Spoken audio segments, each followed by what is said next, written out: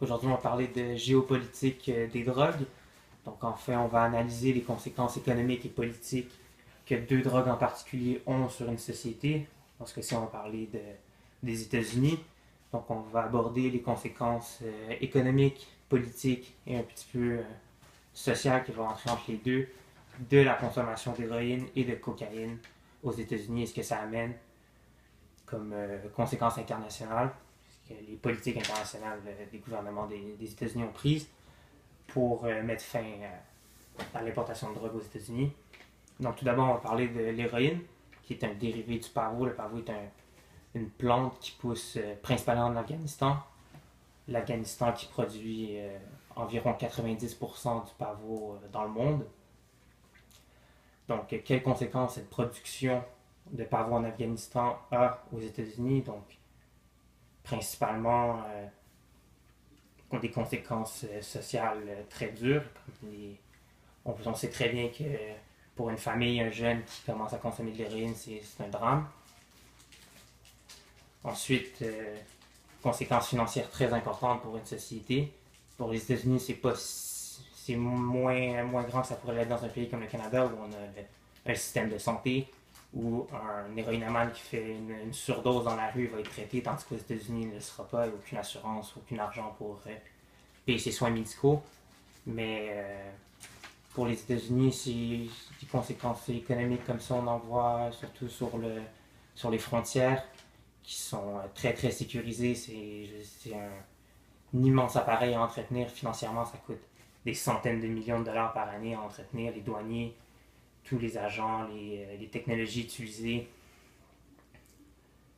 Euh, Ensuite, on va passer des conséquences plus sur la société américaine. Euh, la peur de la drogue, ça fait des années, des décennies que c'est utilisé, aux États-Unis. Le War on Drugs qui coûte des centaines et des centaines de millions de dollars à la société qui n'amène pas vraiment de résultats parce qu'à chaque année, la consommation et l'importation de drogue augmentent aux États-Unis, donc ça fait pas un travail très sérieux. Par contre, ce que ça va amener, c'est la rentabilisation d'une peur. Donc les Américains vont avoir peur de la drogue, qu'en ce moment, les prisons privées, c'est une industrie très très florissante aux États-Unis parce qu'il y a des renforcements des lois, des peines minimales qui sont imposées à la possession de drogue. Donc les gens qui sont emprisonnés pour des choses pour avoir une amende ou une peine plus petite vont passer 1 an, voire 2 ans en prison ou vont travailler pour quelques sous de l'heure.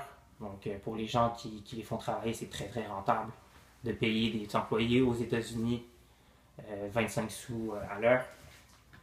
Et bon, donc on va parler des conséquences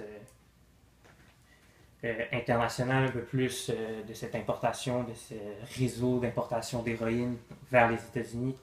Ça a amené une corruption à l'échelle mondiale, qui a une route, évidemment. L'Afghanistan, c'est pas tout près des États-Unis, il y a le bateau, les transports maritimes vont être très utilisés pour l'importation de drogue.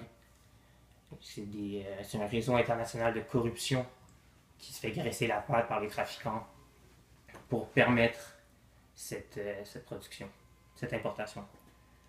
On va aussi aborder les conséquences un peu plus précises qu'elle va amener l'importation de cocaïne, elle aux États-Unis. Elle aussi un produit naturel, la fleur de coca qui pousse principalement en Colombie, au Venezuela, dans ces régions d'Amérique centrale, qui remonte dans ces régions d'Amérique du Sud et qui va emprunter la route d'Amérique centrale pour arriver au Mexique.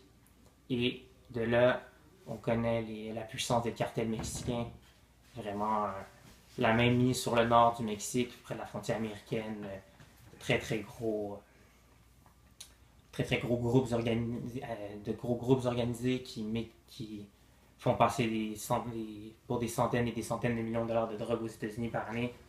Encore là, ça va amener une peur, ce qui est très rentable, on le sait. Donc la peur va être rentabilisée par les prisons, comme j'ai dit plus tôt, mais aussi une population qui va se déplacer un peu plus vers la droite, du côté politique. Si aux États-Unis, on se fait dire à tous les jours que tous les malheurs qui sont causés par la consommation de drogue, comme la cocaïne, vient du Mexique, les gens vont avoir une peur des Mexicains, donc moins d'immigration. Donc c'est pour résumer les conséquences sociales, économiques et politiques. Donc, j'espère que vous en aurez appris un petit peu sur la géopolitique des drogues. Merci.